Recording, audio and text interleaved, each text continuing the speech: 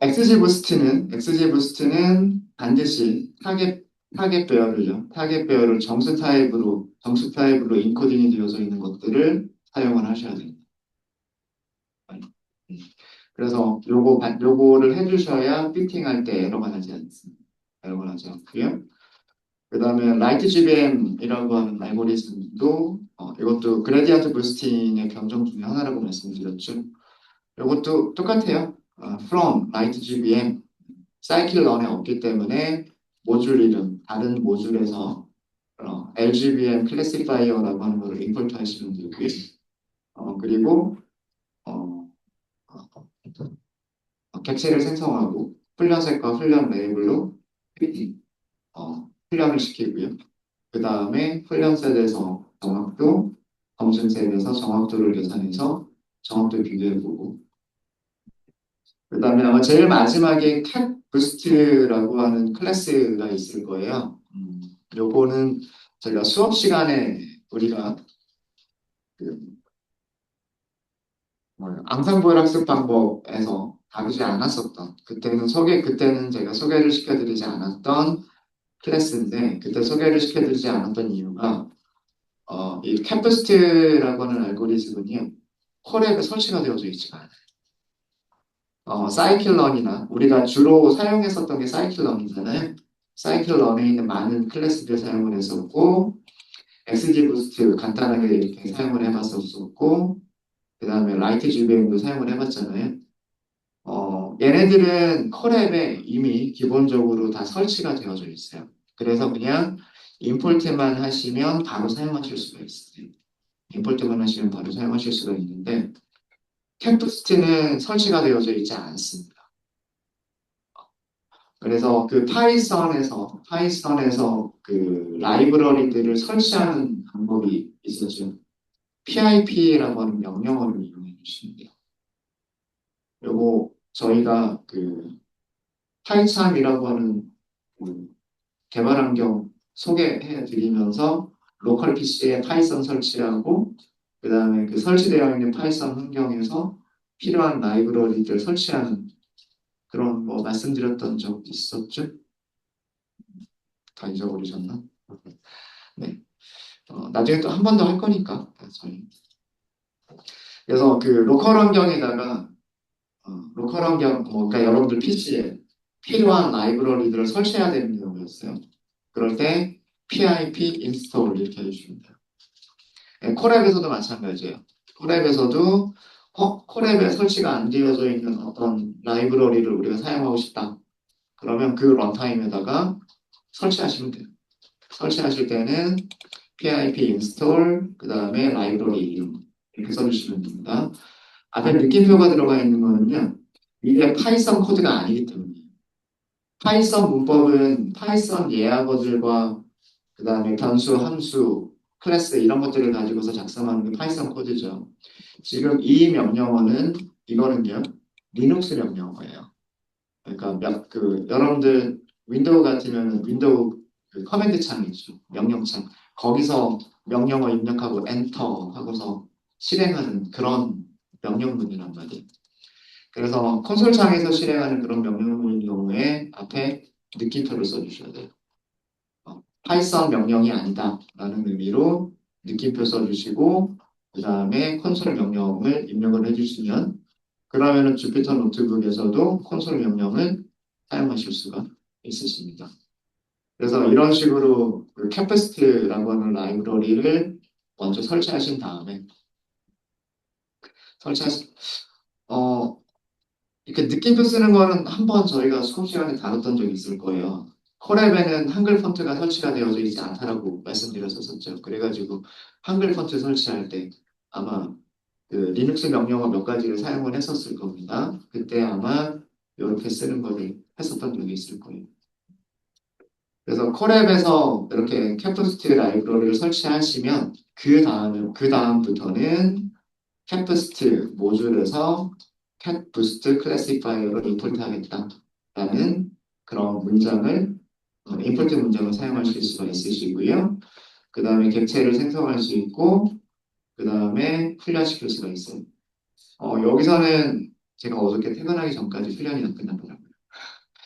얘가 캠프스트가 GPU를 이용할 수가 있어요. 그래서 훈련할 때 GPU를 이용하도록 훈련을 시키면 조금 더 빨리 훈련 시간이 빠르게 동작할 수가 있고요. 그 다음에 GPU 사용하지 않고 CPU만 사용하는 경우 훈련 시간이 꽤 걸리더라고요. 그래서 그런 장단점이 좀 있습니다. 그래서 또 어떻게 사용하는지 정도만 훈련이 끝나면 그 다음에는 간단하잖아요. 그 다음에 스코어 메서드 호출해가지고 훈련세 스코어, 밸리데이션 스코어 이런 식으로 계산하면 되기 때문에 그 뒤쪽 코드들은 그, 위쪽과 비슷하게 사용하시면 될 거예요.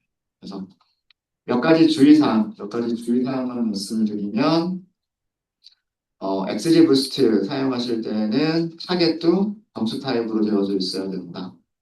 그리고 임포트는 사이클런이 아니라 XG 부스트다. 라이트 GBM도 사이클런에 없고 라이트 GBM이라고 하는 모듈이 따로 있다. 그리고 캡부스트 같은 경우에는 아예 콜앱에 설치가 되어져 있지 않다. 그래서 콜앱에 직접 설치를 하고 난 다음에 임포트를 할 수 있다. 뭐 이런 것들만 주의를 하시면 될 것 같습니다. 그래서 어제 했었던 거 간단하게 복습을 좀 했고요. 그리고 수업 시간에 해보세요라고만 제가 말씀드렸던 것들 그런 것들 간단하게 코드 소개시켜 드렸습니다. 네, 혹시 질문 있으실까요? 어제까지 했었던 것들 중에서 저희 목차 보시면은요, 우리 그동안 머신러닝 관련돼서 한 것들 살펴보시면 넘파이 배열 여러 가지 함수를 사용하는 거 복습을 했었던 적이 있었었고요. 뭐 배열 모양 바꾸기 이런 것도 있었죠. 그 다음에 브로드캐스트 뭐 이런 일도 있었죠. 그 다음에 KNN은 여기서는 아마 저희가 분류로만 다뤘었을 겁니다.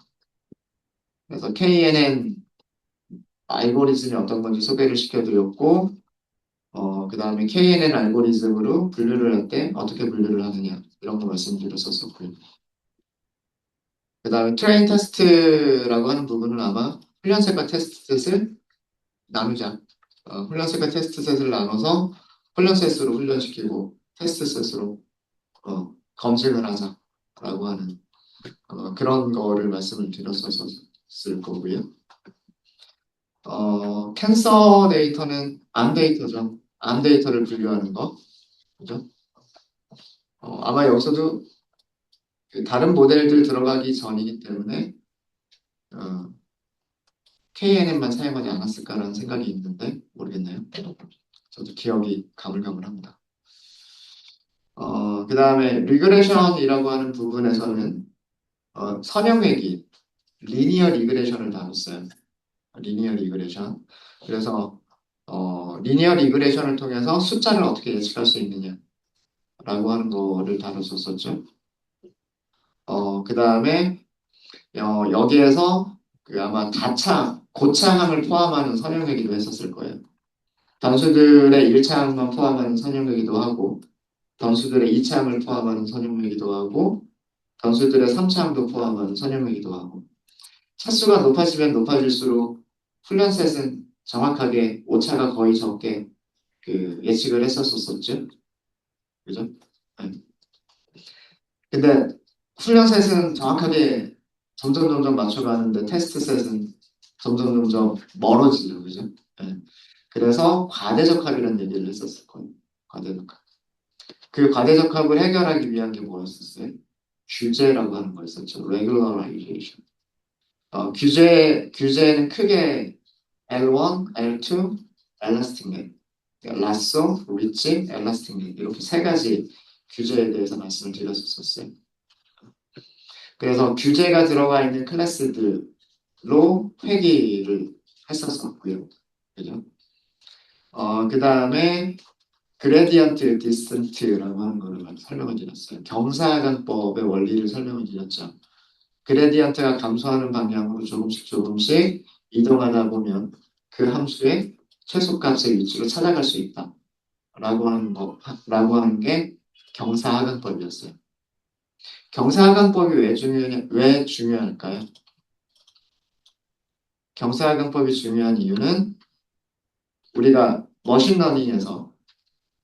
머신러닝의 목적이 뭐냐면 분류 같은 경우에는 타겟들을 더 정확하게 같은 클래스로 분류하는 게 그죠? 정확도가 높게 분류하는 게 그 분류의 목적인 거고요. 회귀 같은 경우에는 오차가 적게 숫자들을 예측하는 게 회귀의 목적이죠. 그죠? 그래서 손실함수라고 하는 걸 정의를 한단 말이에요. 회귀에서는 mean squared error, 오차들의 제곱의 평균이라고 정의를 하죠. 그죠? 그러니까 머신러닝 알고리즘들이 mean squared error를 최소로 만들어줄 수 있는 모델 파라미터를 찾아내면 되는 거잖아요. 그죠? 뭐 선형회귀에서 모델 파라미터라 그러면 개수들이 될 거고요. 개수나 절편들. 그런 값들을 찾아내서 그 공식을 만들어내면 그 오차를 가장 적게 예측할 수가 있잖아요. 그럼 그 최소값을 어떻게 미인 스퀘어의 L의 최소값을 어떻게 찾아갈 거냐? 그레디언트 디센트로 찾아간다는 얘기예요. 많은 알고리즘들이.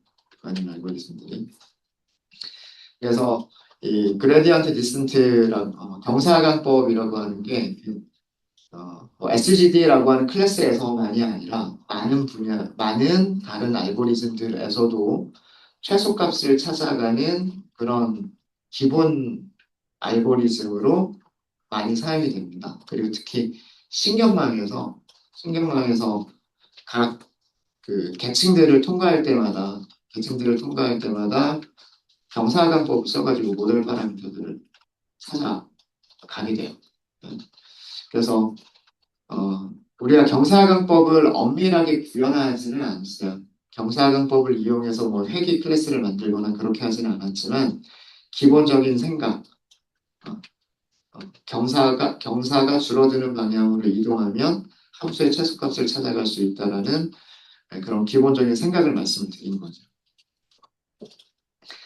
그래서 뭐 SGD 리그레서 뭐 이런 게 경사관법을 이용해서 만들어진 선형회귀의 변종인 거예요. 그런 거고요.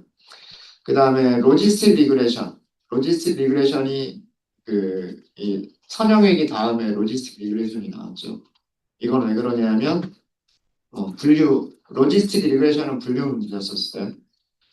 분류 문제였었고 그 분류를 할 때 선형회귀처럼 선형회귀식을 먼저 만들어요. 그리고 그 선형회귀식을 바이너리 클래시피케이션 같은 경우에는 시그모이드 함수에다가 이진 분류 같은 경우에는 그 다음에 다중 클래스 분류 같은 경우에는 선형회귀식을 소프트맥스 함수에다가 넣어요. 그러면 걔네들이 확률을 의미하게 돼요.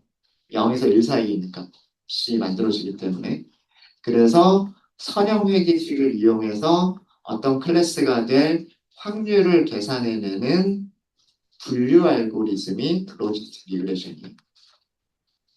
그리고 마찬가지로 SGD 리그레서를 기반으로 해서 소프트맥스를 돌리는 게 그게 SGD 클래시파이어예요. SGD 클래시파이어. 네, 그런 내용들을 여기서 다뤘죠. 그런 내용들을 다뤘었고 그 그레디언트 경사하강법 함수의 최소값을 찾아간다 그랬는데 분류에서는 손실함수가 뭘까요? 분류에서는 엔트로피. 그 실제 값하고 확률에다가 로우 취한값 이거 곱해줘.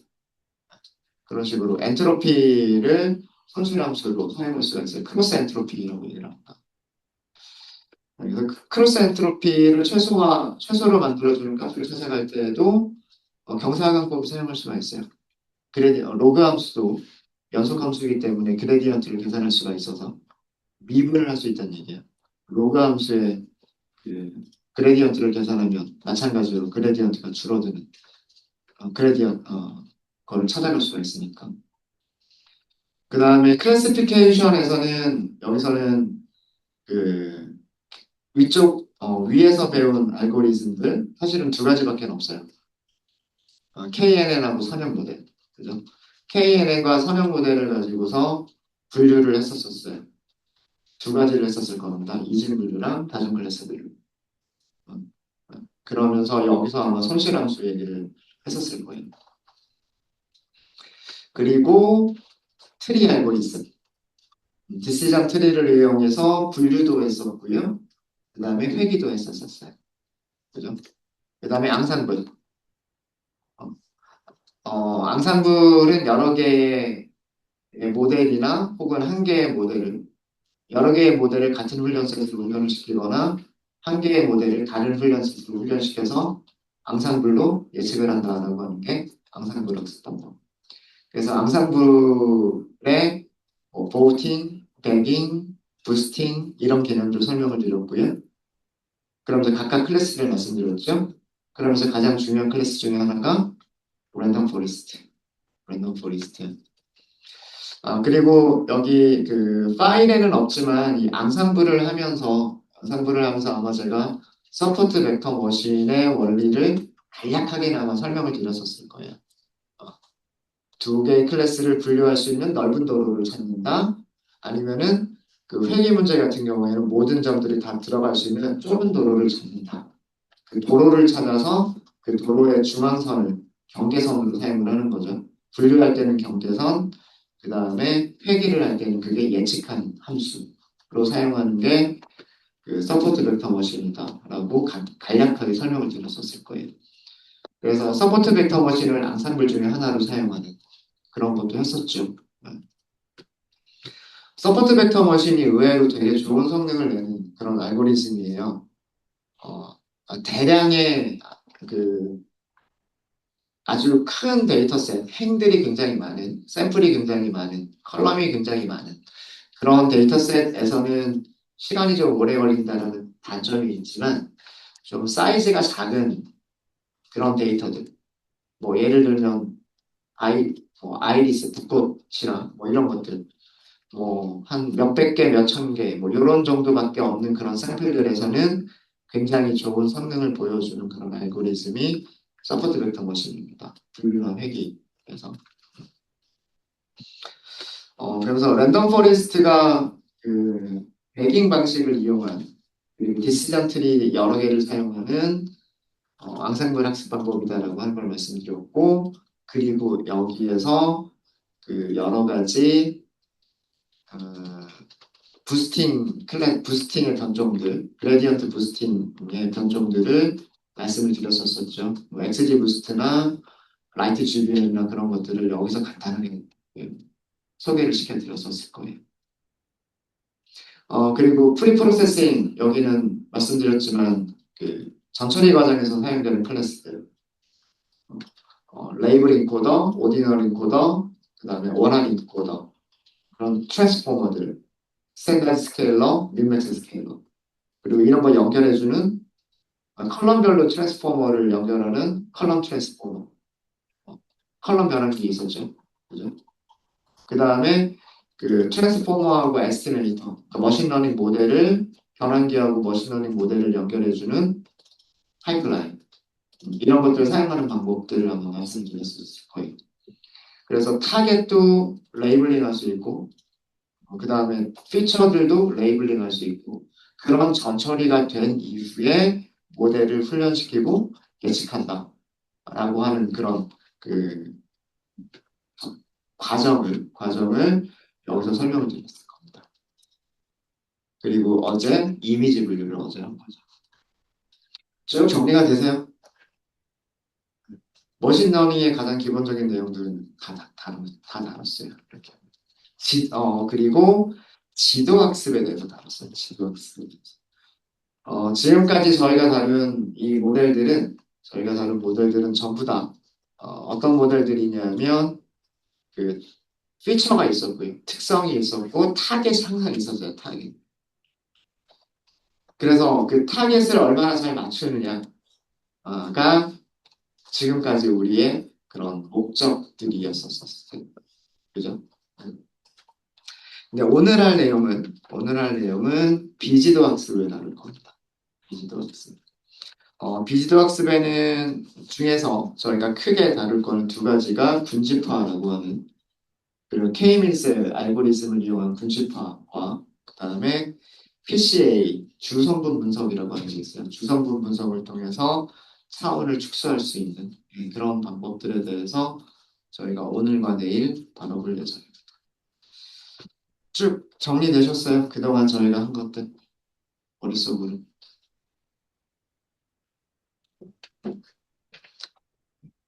자꾸 리마인드 하시면서 쭉 그 정리하시는 그런 습관을 가지시면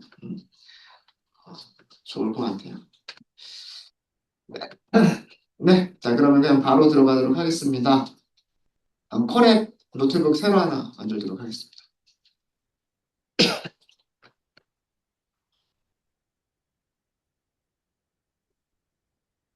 여기 파일 이름은 머신러닝 14번 클러스터링이라고 하도록 하겠습니다. 비지도 학습 중에서 군집화를 먼저 할 거예요. 클러스터링이라고 썼어요.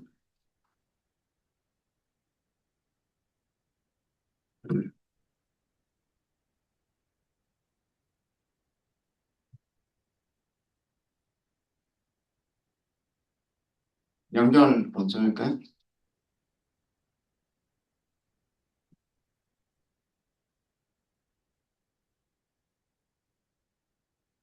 군집화는 비지도 학습의 일종입니다. 비지도 학습은요, 타겟이 없어요. 타겟이 없고 피처들만 있어요. 그 피처들만 가지고 뭔가를 해보자 라고 하는 게 그게 그 비지도 학습입니다. 자, 몇 가지 필요한 그 임포트들을 먼저 하도록 하겠습니다.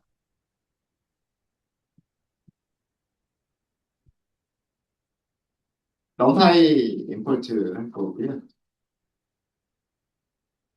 그 다음에 판다스 그리고 매트플러그 다운 파이플러그 하고요. 그 다음에 요 아마 오늘 사용할 수 있을지 없을지 모르겠는데 매트플러그 립에서 CM이라고 하는 모듈을 임포트 할게요. 나중에 요거에 대해서는 나중에 조금 설명을 드리도록 하겠습니다.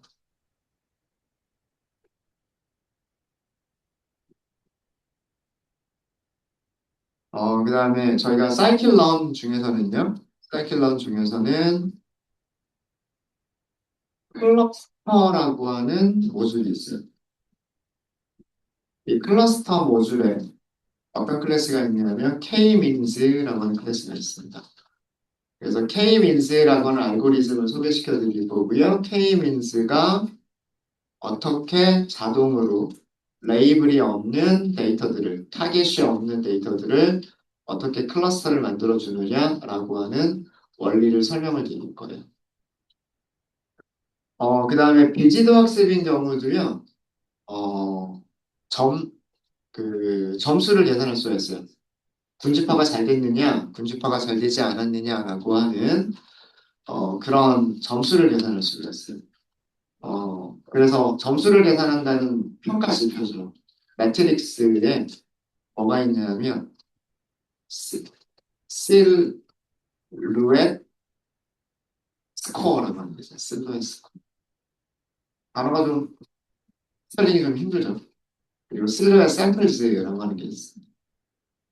이 실루엣 스코어도 어떤 건지 설명을 드리도록 하겠습니다. 이렇게 임포트를 먼저 하고요.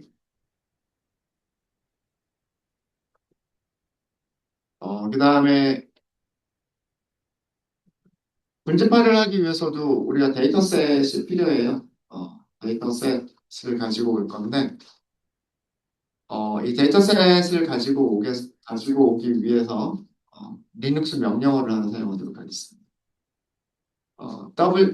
wget이라고 하는 리눅스 명령어를 사용하시고요. https bit.ly 그다음에 푸르츠라고 되어 있나 봐요.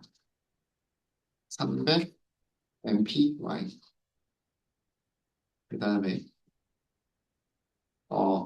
대시 하나를 써주시고요. 대문자 5를 써주세요. 대문자 5. 이거 숫자 0 아닙니다. 대문자 5예요. 대문자 5고요. 그 다음에 fruit.mpy라고 하도록 하겠습니다. 자, 이게 무슨 명령어인지는 설명을 드릴게요. 이렇게 해서 실행을 하시면 not found. 못 찾겠다. 이거는 잘못했다는 얘기인데. fruit, MPY가 아니라 데이터인가 봐요. 제가, 제가 그 URL을 잘못 썼나 봅니다. 다시 한번 실행해 볼게요. 네, 어, 제대로 됐네요. 여기 saved 이렇게 돼서 제일 마지막에 fruit.mpy라고 하는 파일이 save 됐다. 그러니까 저장됐다라고 하는 게 나오면 정상적으로 실행될 겁니다. 어디에 저장이 됐냐면 여러분들 콜앱 그 런타임에 저장이 되어져 있어요. 어디냐면 여기 폴더 표시를 이렇게 보시면요. 여기에 보시면 fruits mpy라고 하는 파일이 만들어져 있죠. 요거 열어서 보실 수가 없으세요? 어, 열어서 보실 수가 없으십니다. 이진 파일이에요. 텍스트 파일이 아니에요. 텍스트 파일이 아니고요. 요거에 대해서 설명을 좀 드리도록 하겠습니다. 네. 요 명령과 그 다음에 이 mpy라고 하는 파일에 대해서 설명을 먼저 좀 드리도록 할게요. 일단 여기에 느낌표를 썼다라고 하는 거는 이거는 파이썬 문장이 아니란 뜻이고요. 콘솔 명령이란 뜻이에요. 그죠? 주피터 노트북에서 리눅스 명령어를 사용할 때 주피터 노트북 코드셋에서 어, 리눅스 명령어를 사용을 할 수가 있죠. 리눅스 명령을 사용할 수 있다라고 말씀드렸죠. 어떤 식으로 사용을 해요? 어떤 식으로 사용하시냐면 여기 이거보다 얘가 나을 것 같고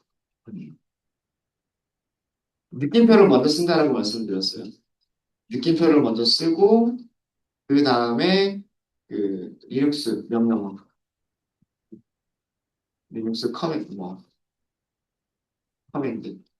뭐 여러 가지 옵션들, 뭐 이런 식으로 사용하시면 돼요. 그러니까 중요한 건 뭐다? 이렇게 느낌표를 시작한다. 느낌표를 시작한다. 그럼 저 끝쪽에 있는 끝쪽에 있는 죄송합니다. 끝이 여기 wget이라고 하는 게 리눅스 명령인 거예요. 리눅스 명령인데 이렇게 쓸까요? wget 이 명령어를 사용하시는 리눅스 명령어를 사용하시는 형식이에요. wget 그 다음에 URL을 써주시면 돼요. URL 그러니까 파일이 저장된 위치 그 웹페이지 주소 있잖아요. 뭐 따따따 네이버닷컴 따따따 구글닷컴 이런 거 그죠? 그걸 URL이라고 그러죠. 그 다음에 마이너스 대문자 5 그리고 파일 이름 이런 형식으로 사용하시는 거예요. wget이라고 하는 이 리눅스 명령어는 wget 그다음에 URL 이건 옵션이란 뜻이에요. 옵션인데 아웃풋이라는 옵션입니다. 아웃풋 그러니까 어디로 저장한다 뭐 이런 뜻이고 이게 저장할 파일 이름이에요. 그래서 우리가 사용한 거 보시면 딱 그렇게 사용했죠. 이게 wget 그다음에 여기가 주소 https 이렇게 시작하는 주소 그다음에 이게 옵션 아웃풋이라고 하는 옵션 그다음에 저장할 파일 이름 이렇게 쓴 거죠. 얘는 무슨 뜻이냐면 그 URL에 있는 그 URL 주소의 파일을 다운로드하는 거예요. 다운로드해서 그러니까 명령어로 다운로드를 넣는 거예요. 명령어로 다운로드를 해서 이 끝에 있는 파일 네임이라고 하는 파일 네임이라고 하는 이름의 파일로 저장을 하겠다라는 그런 의미가 wget이라고 하는 명령어입니다. 윈도우스에도 요거랑 비슷한 명령이 있어요. 윈도우스에서는 curl이라고 하는 게 있는데 그거는 필요하시면 한번 찾아보시고요. 그러면 우리가 저장할 때 파일을 확장자를 제가 뭐라고 했냐면 mpy라고 했죠. mpy. 이 확장자가 mpy로 되어져 있는 확장자 mpy 파일은 이건 어떤 파일이냐면 numpy 배열을 바이너리 형식으로 저장한 파일이에요. 그러니까 배열에 있는 숫자들을 뭐 1, 2, 3 이런 식으로 CSV처럼 텍스트로 저장한 게 아니고요. 텍스트로 저장한 게 아니라 배열에 있는 것들을 0과 1로 인코딩 해가지고 어, 어, 뭐 8비트, 16비트, 31비트 이런 식으로 0과 1로 인코딩해서 바이너리 형식으로 저장한 파일을 MPY 파일이라고 합니다. 어, 그 저자가 여러분들 책의 저자가 넘파이 배열을 여기다가 바이너리로 저장해 놨어요. 이 주소에다가 넘파이 배열을 바이너리 형식으로 저장했기 때문에 우리가 그거를 바이너리로 읽어온 거고요. 넘파이 배열로 만드실 때에는 어, 그 넘파이 모듈에 보시면 로드라고 하는 함수가 있어요.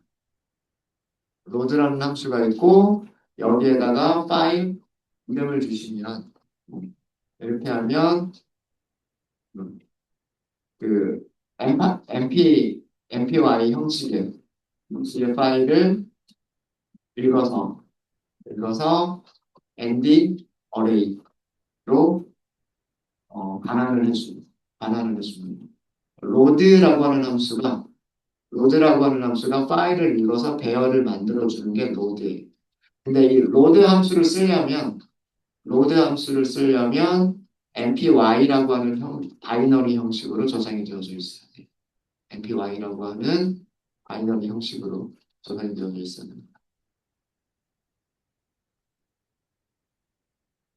어, 그래서 요약하자면 그거예요. 리눅스 명령어를 쓰겠다. wget 다운로드 받겠다. 여기에서 다운로드를 받겠다. 그 다음에 저장은 이런 이름으로 저장해라. 이런 뜻입니다. 자, 그러면 저장이 됐죠. 저장이 됐으니까 파일을 읽어올게요. fruits라고 하도록 하겠습니다. numpy 점 로드 여기다가 파일 이름이 아까 우리 저장할 때 뭐라고 했어요? 저장할 때 fruits.mpy 이렇게 저장하기로 했죠. 저장할 때 이렇게 저장하기로 했잖아요. 그죠? 그 파일 이름을 그대로 써주시면 돼요. 이렇게. 자, 모양을 보도록 하겠습니다. fruits.shape 3차원 배열이에요.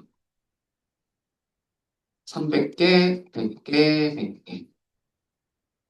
이렇게 만들어진 3차원 배열입니다.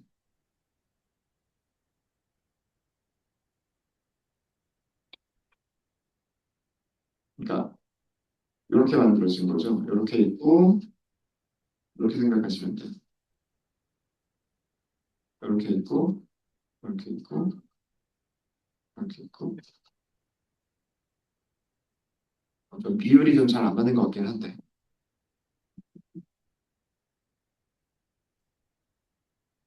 축이 여기가 첫 번째 축이죠. 그 다음에 이쪽이 두 번째 축이죠. 그 다음에 요렇게가 세 번째 축이죠.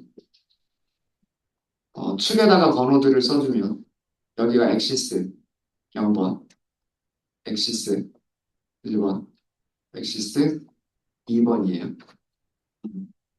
그러면, 자, 이쪽으로 몇 개 있다는 얘기예요? 이쪽으로 300개 있다는 얘기예요. 그죠? 그 다음에, 여기로도 몇 개 있다는 얘기예요? 300개 있다는 얘기예요. 아, 죄송합니다. 300개가 아니라 몇 개? 몇 개? 그 다음에, 요렇게 몇 개 있다는 얘기예요? 이렇게. 이렇게 숫자들이 저장이 되어 있다는 얘기예요. 모양이. 이해되셨습니까? 3,000원 정도까지는, 3,000원 정도까지는 우리가 머릿속으로 생각할 수 있고, 그림을 그려가지고 볼 수가 있으니까. 이런 모양으로 생긴 배열이 프루츠라고 하는 겁니다. 네, 일단 면파의 배열을 가져오는 것까지만 했고요. 이 배열의 내용이 어떻게 생긴 거고 배열이 무엇을 의미하는 건지는 다음 시간에 말씀을 드리도록 하겠습니다. 여기서부터는 다음 시간에 할게요. 네.